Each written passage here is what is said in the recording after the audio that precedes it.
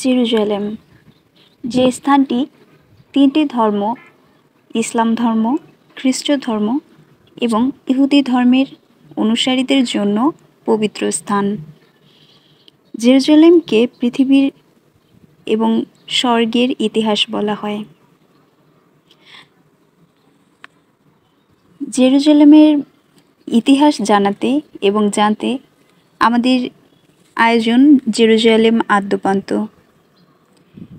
এখানে আপনারা যে বইটির অডিও শুনবেন তার নাম হচ্ছে জেরুজালেম ইতিহাস, লেখক সাইমন সেবাগ মন্টেফিওরি। জেরুজালেম সম্পর্কে বলা হয়ে থাকে, পৃথিবীর পবিত্র স্থান হলো সিরিয়া, সিরিয়ার পবিত্র স্থান হলো ফিলিস্তিন, ফিলিস্তিনের পবিত্র স্থান হলো জেরুজালেম, জেরুজালেমের পবিত্র স্থান হলো মাউন্ট, মাউন্টের পবিত্র স্থান হলো নামাজের স্থান, নামাজের পবিত্র স্থান হলো dome of the rock. Ibn Yazid ফাজাইল। প্রস্তাবনা।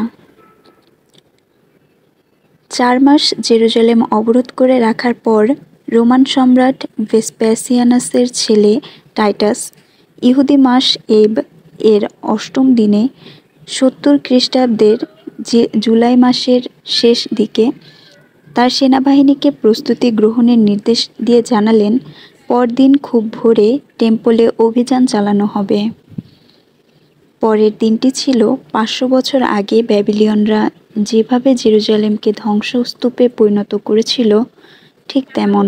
টাইটাসের নেতৃত্বে 4টি লিজিয়ন নিয়ে গঠিত সেনাদল রোমান ও স্থানীয় ভাড়াটে মিলিয়ে 60,000 সৈন্য নিয়ে এই নগরীর উপর চূড়ান্ত আঘাত হানার জন্য উন্মুখ হয়েছিল। প্রাচীরগুলোর মাঝখানে প্রায় 5 লাখ অভুক্ত ইহুদি নারকীয় পরিবেশে টিকে থাকার লড়াই করে চলছিল।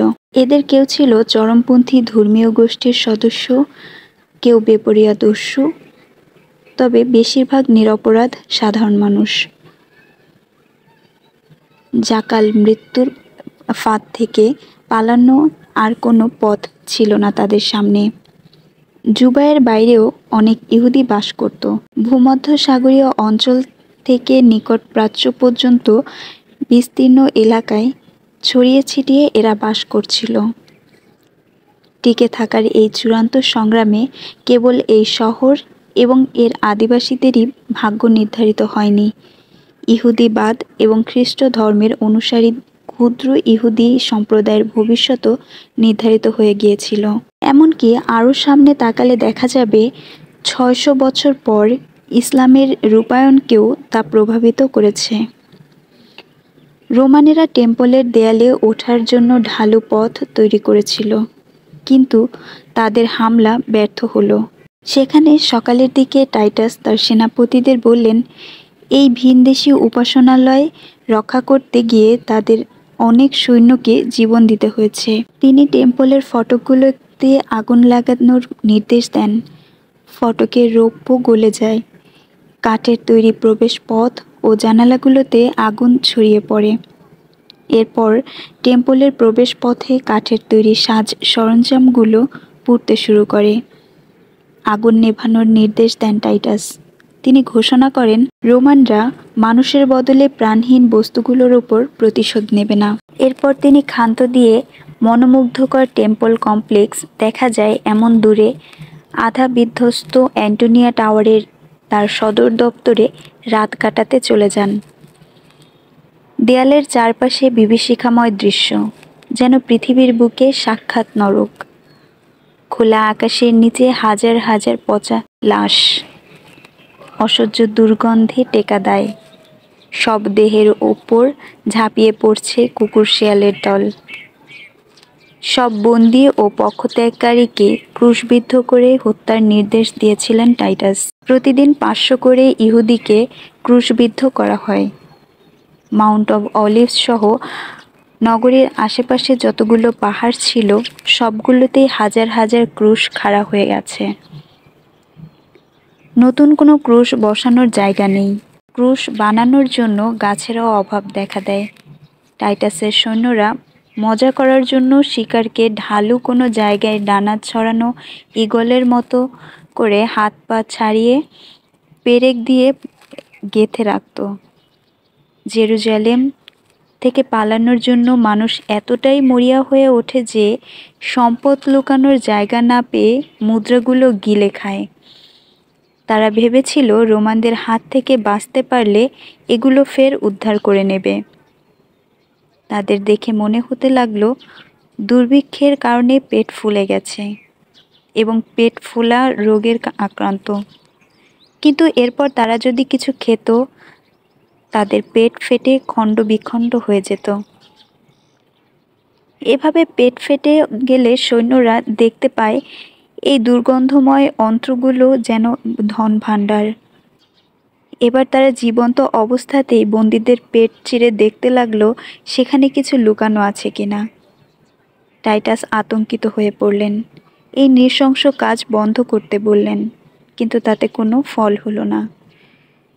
টাইটাসের সিরীয় ভাড়াটে সৈন্যরা ইহুদিদের সঙ্গে, যাদের ছিল আজীবন ঘৃণার সম্পর্ক, উৎসাহ নিয়ে এই প্রাণসংহারকারী খেলায় চালিয়ে যেতে লাগলো। প্রাচীরের অভ্যন্তরে রোমান ও বিদ্রোহীদের হিংস্রতার তাণ্ডব 20 শতকের চেয়ে ভয়াবহ গণহত্যাগুলোর সঙ্গে তুলনা করা চলে। এমন এক সময় এই যুদ্ধ শুরু হয়েছিল যখন অদক্ষ ও লোভী রোমান গভর্নররা রোমের ইহুদি মিত্র জুদাইন অভিজাতদের পর্যন্ত অপদস্থ করা শুরু করেন। ফলে তা একটি ধর্মভিত্তিক গণঅভ্যুত্থানের অভিন্ন কারণ হয়ে দাঁড়ায়। বিদ্রোহীরা ছিল ধার্মিক ইহুদিদের সঙ্গে সুযোগ সন্ধানী দস্যু দলের মিশ্রণ। সম্রাট নিরোর পতন এবং যে গোলযোগের কারণে তিনি আত্মহত্যার পথ বেছে নেন তাকে সুযোগ হিসেবে গ্রহণ করে এরা রোমানদের বিতাড়ন এবং টেম্পলকে ভিত্তি করে একটি স্বাধীন ইহুদি রাষ্ট্র প্রতিষ্ঠা করতে চাচ্ছিল। কিন্তু শিগগিরই পারস্পরিক রক্তক্ষয়ী কোন্দল ও গোষ্ঠীগত লড়াইয়ের নিঃশেষ হয়ে যায় ইহুদি বিপ্লব। নিরোর পর 3 জন রোমান সম্রাট অতি দ্রুত ও বিভ্রান্তিকরভাবে উত্তরাধিকারী হিসেবে সিংহাসনে বসেন। এরই মধ্যে সম্রাট হিসেবে আবির্ভূত হন ভেসপ্যাসিয়ান। তিনি টাইটাসকে পাঠালেন জেরুজালেম অধিকারের জন্য। তখন এই নগরী ছিল 3 জন যুদ্ধবাজ নেতার মধ্যে বিভক্ত। এরা নিজেদের মধ্যে লড়াই করছিল। ইহুদি যুদ্ধবাজরা প্রথমে টেম্পলের আঙিনার লড়াইয়ে লিপ্ত হয়। শুরু হয় রক্তপাত। এরপর তারা নগরীতে লুটপাট শুরু করে। তাদের যোদ্ধারা ধনী প্রতিবেশীদের ঘরে হামলা চালায়। বাড়ি ঘর তছনছ করা হয়। পুরুষদের হত্যা, নারীদের ওপর পাশবিক নির্যাতন চলে। তাদের জন্য এটা ছিল খেলা। শক্তির উন্মাত্ততা এবং ধরপাকড়ের শিহরণের সঙ্গে সম্ভবত মিশেছিল লুট করা মদের প্রভাব। তারা মেয়েলি ধরনের খামখেয়ালিপনার মধ্যে গা ভাসিয়ে দেয়। তারা মেয়েদের মতো করে চুল রাখত, মেয়েদের পোশাক পরত, অলংকার দিয়ে নিজেদের সাজাতো, এমনকি চোখের নিচে রং লাগাতো। লুট করে আনা সুন্দর রংচে আলখেল্লা পরা এইসব গ্রাম্য খুনি তাদের পথে যাকে পেত তাকেই হত্যা করত। দুষ্কর্ম উদ্ভাবনে পারদর্শিতা পরিচয় দেয় এরা। অবৈধ আমোদ প্রমোদের বহু উপায় আবিষ্কার করেছিল তারা। অসহ্যকর অপবিত্রতা থেকে নিবৃত্ত হওয়ার স্থান জেরুজালেম পরিণত হয় পতিতালয় ও নির্যাতন কেন্দ্রে। এরপর তা ছিল পুণ্যস্থান। কোনোভাবে টেম্পলের কার্যক্রম অব্যাহত ছিল। এপ্রিলে, ঠিক রোমান অবরোধ শুরু হওয়ার আগে, পাসওভার পালনের জন্য তীর্থযাত্রীদের আগমন ঘটে। নগরীর স্বাভাবিক জনসংখ্যা ছিল লক্ষাধিক। রোমানেরা তীর্থযাত্রী এবং অনেকে উদ্বাস্তুকে এখানে আটকে রেখেছিল। ফলে নগরীতে এখন জনসংখ্যা কয়েক লাখ। টাইটাস নগরী অবরোধ করার পর কেবল গোষ্ঠীপতিরাই নিজেদের মধ্যকার লড়াই বন্ধ করেছিল। তারা তাদের 21,000 যোদ্ধা একত্রিত করে সম্মিলিতভাবে রোমানদের মুখোমুখি হয়। মাউন্ট স্কুপাস থেকে প্রথমবারের মতো নগরটিকে দেখলেন টাইটাস। প্লিনি নগরীটিকে বর্ণনা করেছিলেন প্রাচ্যের সবচেয়ে শ্রদ্ধেয় নগরী। একটি সমৃদ্ধ, বর্ধনশীল বহুজাগতিক নগরী। প্রাচীন পৃথিবীর সবচেয়ে মহান মন্দিরগুলোর একটিকে ঘিরে যা গড়ে উঠেছে, যা নিজেও একটি বিপুল আয়তনে অপূর্ব সুন্দর শিল্পকর্ম। জেরুজালেম তার অস্তিত্ব নিয়ে ইতিমধ্যে হাজার বছর পার করেছে।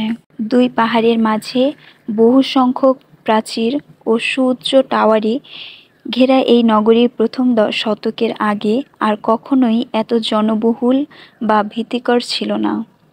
বস্তুত ২০ শতকের আগেও আর কখনো জেরুজালেম ফের এতটা প্রভাবশালী হয়ে ওঠেনি। এটা ছিল অসম্ভব মেধাবী, পাগলাটে ধরনের জুদাইন রাজা হেরোড দ্য গ্রেট এর কৃতিত্ব। তার প্রাসাদ ও দুর্গগুলোর আকার আয়তকার এবং সাজসজ্জার দিক দিয়ে এতটাই কীর্তিময় ও বিলাসবহুল ছিল যে ইহুদি ঐতিহাসিক জোসেফাস লিখেছেন, এগুলো বর্ণনা করা আমার সাধ্যাতীত। অসংখ্য গৌরবগাথায় সমৃদ্ধ টেম্পল সবকিছুকে ছাড়িয়ে গিয়েছিল। সূর্যোদয়ের সময় টেম্পল আঙিনা এবং এর গিল্টি করা ফটকগুলোর ঝলমল করত। এর প্রতিফলিত আলো রূপকথার পরিবেশ তৈরি করত। যারা চোখ মেলে এই সৌন্দর্য উপভোগ করার চেষ্টা করত, প্রখর দ্যুতির কারণে চোখ অন্যদিকে ফিরিয়ে নিতে বাধ্য হতো তারা। টাইটাস ও তার সেনাদলের মতো নবাগতরা যখন টেম্পলটি প্রথমবার দেখে, তাদের কাছে একে তুষারে ঢাকা পর্বতের মতো মনে হয়েছিল। দুই পাহাড়ের মাঝে বহু সংখ্যক প্রাচীর ও সুউচ্চ টাওয়ারে ঘেরা এই নগরী প্রথম শতকের আগে আর কখনোই এত জনবহুল বা ভীতিকর ছিল না। বস্তুত ২০ শতকের আগেও আর কখনো জেরুজালেম ফের এতটা প্রভাবশালী হয়ে ওঠেনি। এটা ছিল অসম্ভব মেধাবী, পাগলাটে ধরনের জুদাইন রাজা হিরোড দ্য গ্রেট এর কৃতিত্ব। তার প্রাসাদ ও দুর্গগুলোর আকার আয়তকার ও সাজসজ্জার দিক দিয়ে এতটাই কীর্তিময় ও বিলাসবহুল ছিল যে ইহুদি ঐতিহাসিক জোসেফাস লিখেছিলেন, এগুলো বর্ণনা করা আমার সাধ্যাতীত। অসংখ্য গৌরবগাথায় সমৃদ্ধ টেম্পল সবকিছুকে ছাড়িয়ে গিয়েছিল। সূর্যোদয়ের সময় টেম্পল আঙিনা এবং এর গিল্টি করা ফটকগুলো ঝলমল করত। এর প্রতিফলিত আলো রূপকথার পরিবেশ তৈরি করত। যারা চোখ মেলে এই সৌন্দর্য উপভোগ করার চেষ্টা করত, প্রখর দ্যুতির কারণে চোখ অন্যদিকে ফিরিয়ে নিতে বাধ্য হতো তারা। টাইটাস ও তার সেনাদলের মতো নবাগতরা যখন প্রথমবার টেম্পলটি দেখে, তাদের কাছে একে তুষারে ঢাকা পর্বতের মতো মনে হয়েছিল। ধার্মিক ইহুদিরা জানত, মাউন্ট মরিয়ার শীর্ষে নগরীর মাঝে নগরী হিসেবে পরিচিত কেন্দ্রীয় অংশের ছোট্ট ঘরটি সুমহান পবিত্রতা বিরাজ করে। অথচ বস্তু বলতে তেমন কিছুই ছিল না সেখানে। এটি ছিল ইহুদি ধর্মপ্রাণতার প্রাণকেন্দ্র, হলি অফ হলিজ, ঈশ্বরের নিজের বাসস্থান। হিরোডের টেম্পল ছিল একটি তীর্থস্থান। এরপরও তা ছিল প্রাচীর ঘেরা নগরীর মধ্যে প্রায় অজেয় একটি দুর্গ।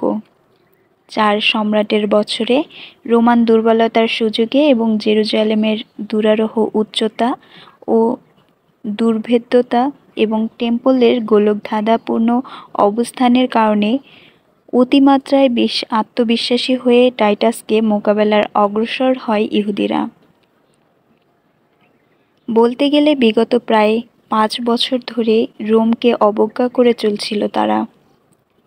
যাই হোক, তার কাজের মধ্যে কৃতিত্ব, উচ্চাকাঙ্ক্ষা, ধন সম্পদ ও মেধা প্রয়োজনীয় সবকিছুই টাইটাসের ছিল। নিয়মতান্ত্রিক দক্ষতা ও সর্বাত্মক শক্তি নিয়ে জেরুজালেমের ঔদ্ধত্য খর্ব করার জন্য ধাবিত হলেন তিনি। টেম্পলের পশ্চিম দেয়ালের পাশে গুহাগুলোতে পাওয়া পাথরগুলো সম্ভবত টাইটাস বাহিনীর নিক্ষিপ্ত বস্তু। এতে রোমান সেনাদের বোমাবর্ষণের তীব্রতার প্রমাণ মেলে। আত্মহত্যা করার মতো বেপরোয়া হয়ে ইহুদিরা প্রতি ইঞ্চির জন্য লড়াই করে। রোমান প্রকৌশলীদের উদ্ভাবন পটুতায় সমৃদ্ধ অস্ত্রভাণ্ডার নিয়ে অবরুদ্ধ নগরীর প্রথম প্রাচীর পার হতে টাইটাসের 15 দিন লাগে। তিনি 1000 সৈন্য নিয়ে জেরুজালেমের বাজারগুলোকে গোলকধাঁধায় ঢুকে পড়েন। দ্বিতীয় প্রাচীরের ওপর হামলা চালান, কিন্তু ইহুদিরা অবরোধকারী সেনা দলের ওপর পাল্টা হামলা চালিয়ে প্রাচীর পুনর্দখল করে। ফের প্রাচীর লক্ষ্য করে সর্বাত্মক হামলা চালানো হয়। টাইটাস নগরীতে তীব্র আতঙ্ক ছড়িয়ে দেওয়ার চেষ্টা করেন। এজন্য তিনি বর্ম, শিরস্ত্রাণ ও ঝকঝকে তরবারিতে সজ্জিত হয়। পথ করে ওরা পতাকা, দীপ্তি ছড়ানো ঈগল এবং চোখ ধাঁধানো সাজের অশ্ববাহিনী নিয়ে সেনাদলের কুচকাওয়াজের আয়োজন করেন।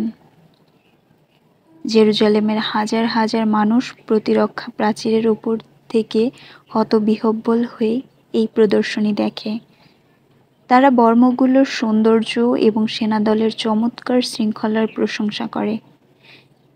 এরপরও অদম্য থেকে যায় ইহুদিরা, অথবা যুদ্ধবাজদের নির্দেশ আত্মসমর্পণ নয়, অমান্য করতে ভয় পাচ্ছিল তারা। শেষ পর্যন্ত পুরোপুরি সিল করে দেওয়ার সিদ্ধান্ত নিয়ে নগরী ঘেরাও করে একটি প্রাচীর নির্মাণ করে টাইটাস।